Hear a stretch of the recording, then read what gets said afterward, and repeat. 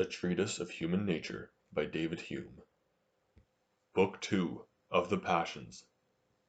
Part 3 of the Will and Direct Passions. Section 3 of the Influencing Motives of the Will.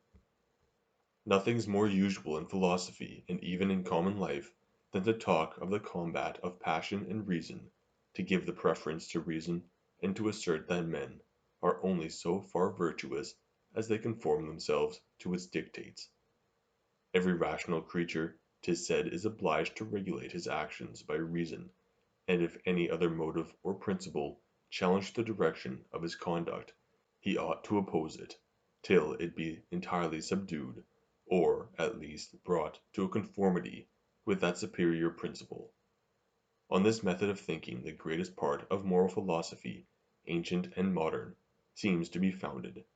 Nor is there an ample field, as well for metaphysical arguments as popular declamations, than this supposed preeminence of reason above passion.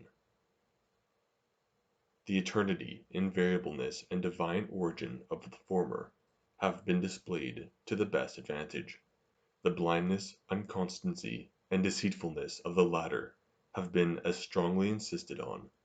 In order to show the fallacy of all this philosophy, I shall endeavor to prove first that reason alone can never be a motive to any action of the will, and secondly that it can never oppose passion in the direction of the will. The understanding exerts itself after two different ways, as it judges from demonstration or probability, as it regards the abstract relations of our ideas, or those relations of objects of which experience only gives us information. I believe it scarce will be asserted that the first species of reasoning alone is ever the cause of any action, as its proper province is the world of ideas, and as the will always places us in that of realities, demonstration and volition seem upon that account to be totally removed from each other. Mathematics indeed are useful in all mechanical operations, and arithmetic in almost every art and profession, but 'tis not of themselves they have any influence. Mechanics are the art of regulating the motions of bodies to some designed end or purpose, and the reason why we employ arithmetic in fixing the proportions of numbers is only that we may discover the proportions of their influence and operation. A merchant is desirous of knowing the sum total of his accounts with any person. Why, but that he may learn what sum will have the same effects in paying his debt, and going to market, as all the particular articles taken together.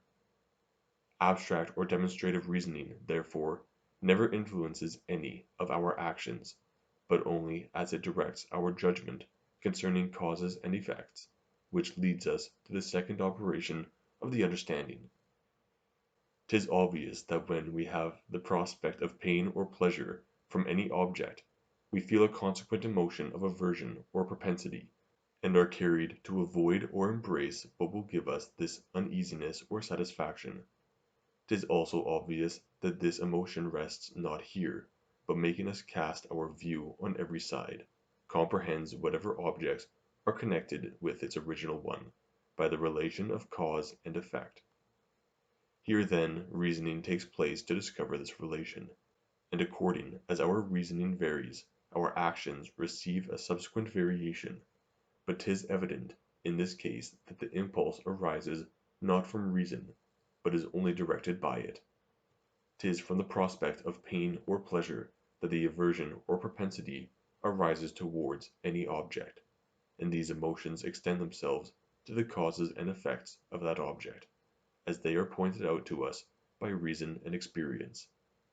It can never in the least concern us to know that such objects are causes and such others effects, if both the causes and effects be indifferent to us. Where the objects themselves do not affect us, their connection can never give them any influence, and 'tis plain, that as reason is nothing but the discovery of this connection, it cannot be by its means that the objects are able to affect us.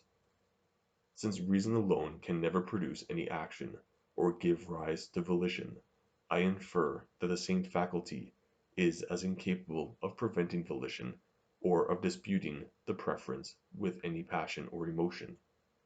This consequence is necessary. 'Tis impossible reason could have the latter effect of preventing volition, but by giving an impulse in a contrary direction to our passion, and that impulse, had it operated alone, would have been able to produce volition. Nothing can oppose or retard the impulse of passion, but a contrary impulse, and if this contrary impulse ever arises from reason, that latter faculty must have an original influence on the will, and must be able to cause as well as hinder any act of volition. But if reason has no original influence, 'tis impossible it can withstand any principle which has such an efficacy, or ever keep the mind in suspense a moment. Thus it appears that the principle which opposes our passion cannot be the same with reason, and is only called so in an improper sense. We speak not strictly and philosophically when we talk of the combat of passion and of reason. Reason is and ought only to be the slave of the passions, and can never pretend to any other office than to serve and obey them. As this opinion may appear somewhat extraordinary, it may not be improper to confirm it by some other considerations. A passion is an original existence, or, if you will, modification of existence, and contains not any representative quality, which renders it a copy of any other existence or modification. When I am angry, I am actually possessed with the passion, and in that emotion have no more a reference to any other object than when I am thirsty or sick, or more than 5 foot high. 'Tis impossible, therefore, that this passion can be opposed by, or be contradictory to, truth and reason, since this contradiction consists in the disagreement of ideas, considered as copies, with those objects which they represent. What may at first occur on this head is that nothing can be contrary to truth or reason except what has a reference to it, and as the judgments of our understanding only have this reference, it must follow that passions can be contrary to reason only so far as they are accompanied with some judgment or opinion. According to this principle, which is so obvious and natural, 'tis only in two senses that any affection can be called unreasonable. First, when a passion, such as hope or fear, grief or joy, despair or security, is founded on the supposition of the existence of objects which really do not exist. Secondly, when in exerting any passion in action, we choose means insufficient for the designed end, and deceive ourselves in our judgment of causes and effects. Where a passion is neither founded on false suppositions, nor chooses means insufficient for the end, the understanding can neither justify nor condemn it. 'Tis not contrary to reason to prefer the destruction of the whole world to the scratching of my finger. 'Tis not contrary to reason for me to choose my total ruin, to prevent the least uneasiness of an Indian or person wholly unknown to me. 'Tis as little contrary to reason to prefer even my own acknowledged lesser good to my greater, and have a more ardent affection for the former than the latter. The trivial good may, from certain circumstances, produce a desire superior to what arises from the greatest and most valuable enjoyment. Nor is there anything more extraordinary in this, than in mechanics to see 1 pound weight raise up 100 by the advantage of its situation.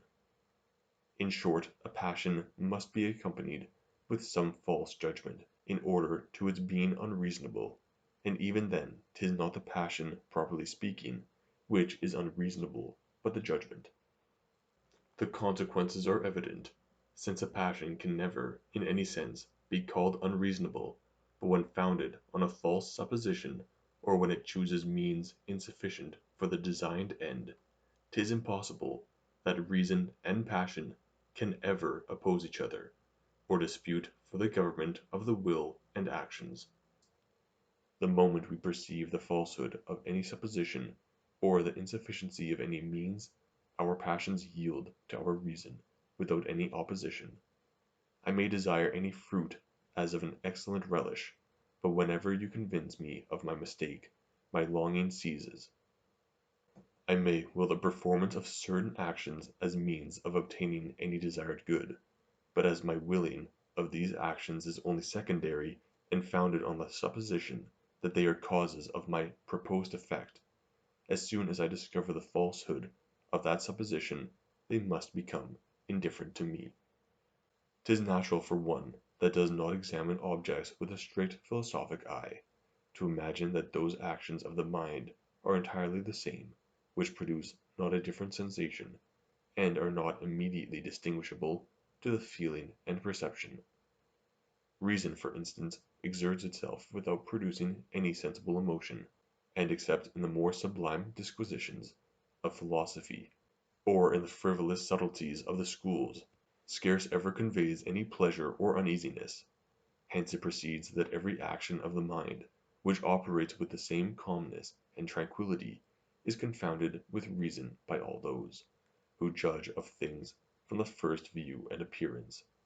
Now 'tis certain there are certain calm desires and tendencies, which, though they be real passions, produce little emotion in the mind, and are more known by their effects than by the immediate feeling or sensation.